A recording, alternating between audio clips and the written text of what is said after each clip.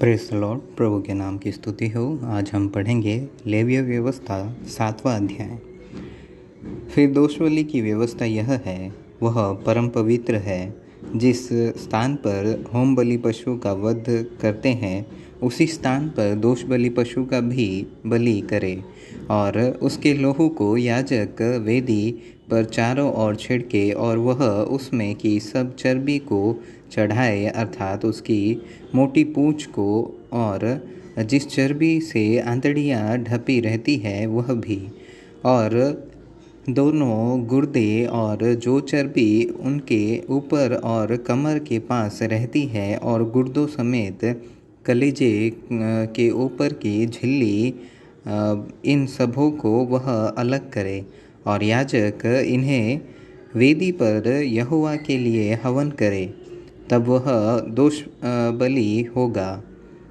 याजकों में के सब पुरुष उसमें से खा सकते हैं। वह किसी पवित्र स्थान में खाया जाए, क्योंकि वह परम पवित्र है। जैसा पाप बलि है, वैसा ही दोष बलि भी है। उन दोनों की एक ही व्यवस्था है। जो याजक उन बलियों को चढ़ा के प्रायश्चित करे, वही उन वस्तुओं को ले ले। और जो याजक किसी के लिए होम बलि को चढ़ाए, उस होम बलि पशु की खाल को वही याजक ले ले, और तंदूर में व कड़ाही में वह तवे पर पके हुए सब अन्न बलि उसी याजक की होगी जो उन्हें चढ़ाता है।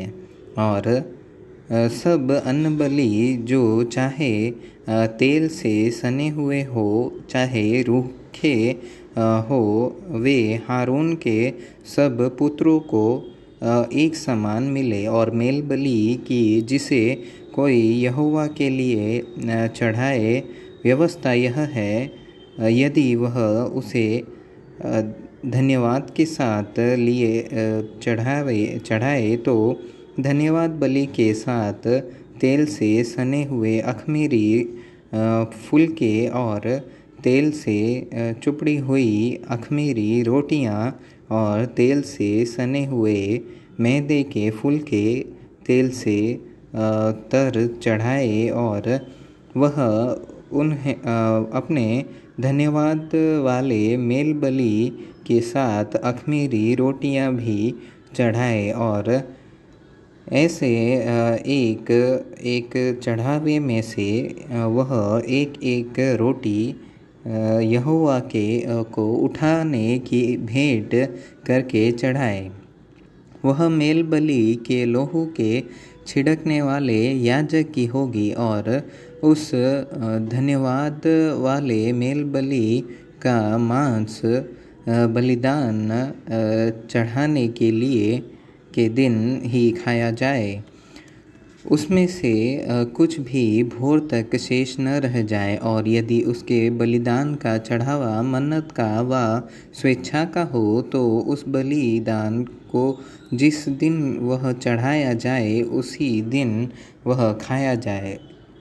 और उसमें से जो शेष रह जाए, वह दूसरे दिन भी खाया जाए। परंतु जो कुछ बलिदान के मांस में से तीसरे दिन तक रह जाए, वह आग में जला दिया जाए। और उसके मेल बलि के मांस में से यदि कुछ भी तीसरे दिन खाया जाए, तो वह ग्रहण न किया जाएगा और न पुण्य में गिना जाएगा। वह घृणित कर्म समझा जाएगा, और जो कोई उसमें से खाए, उसका अधर्म उसी के सिर पर पड़ेगा। और फिर जो मांस किसी अशुद्ध वस्तु से छू जाए, वह न खाया जाए, वह आग में जला दिया जाए। फिर मेल बलि का मांस जितने शुद्ध हो वे ही खाए, परंतु जो अशुद्ध होकर यहोवा के मेल बलि के मांस में से कुछ खाए वह अपने लोगों में से नाश किया जाए। और यदि कोई किसी अशुद्ध वस्तु को छूकर यहोवा के मेलबलि पशु के मांस में से खाए तो वह भी अपने लोगों में से नाश किया जाए, चाहे वह मनुष्य की कोई अशुद्ध वस्तु व अशुद्ध पशु व कोई भी अशुद्ध और घृणित वस्तु हो। फिर यहोवा ने मूसा से कहा, इज़राइलियों से इस प्रकार कह कि तुम लोग न तो बैल की कुछ चर्बी खाना और न भेड़ व बकरी की, और जो पशु स्वयं पर मर जाए और जो दूसरे पशु से फाड़ा जाए उसकी चर्बी और काम में लाना, परंतु उसे किसी प्रकार से खाना नहीं। जो कोई ऐसे पशु की चर्बी खाएगा जिसमें से कुछ लोग कुछ यहोवा के लिए हवन करके चढ़ाया करते हैं, वह खाने वाला अपने लोगों में से नाश किया जाएगा। और तुम अपने घर में किसी भांति का लहू, चाहे पक्षी का चाहे पशु का हो, न खाना। हर एक प्राणी जो किसी भांति का लहू खाएगा वह अपने लोगों में से नाश किया जाएगा।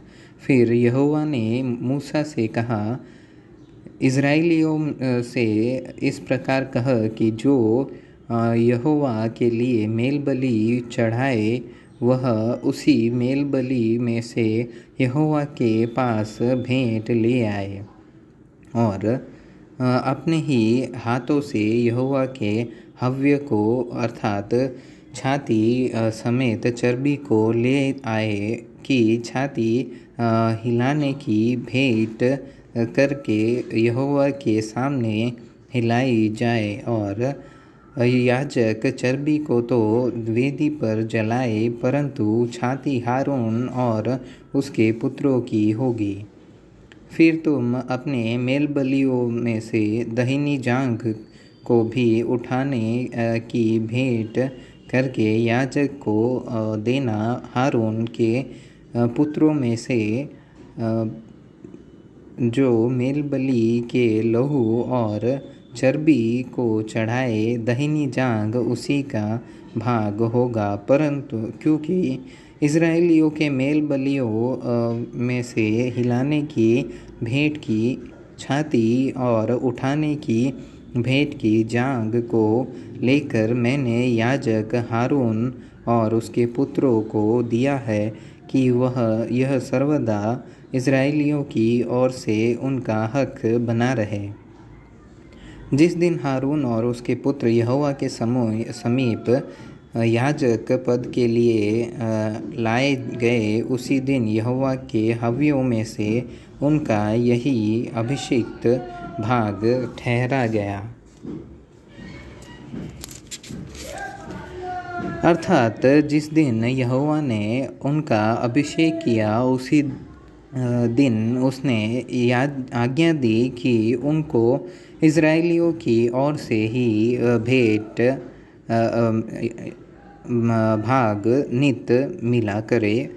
उनकी पीढ़ी पीढ़ी के लिए उनका यही हक ठहराया गया। होम बलि, अन्नबलि, पाप बलि, दोष बलि, याजकों के संस्कार बलि और मेल बलि की व्यवस्था यही है। जब को यहोवा ने सीनै पर्वत के पास के जंगल में मूसा को आज्ञा दी कि इज़राइली मेरे लिए क्या क्या चढ़ावे चढ़ाए, तब उसने उनको यही व्यवस्था दी थी।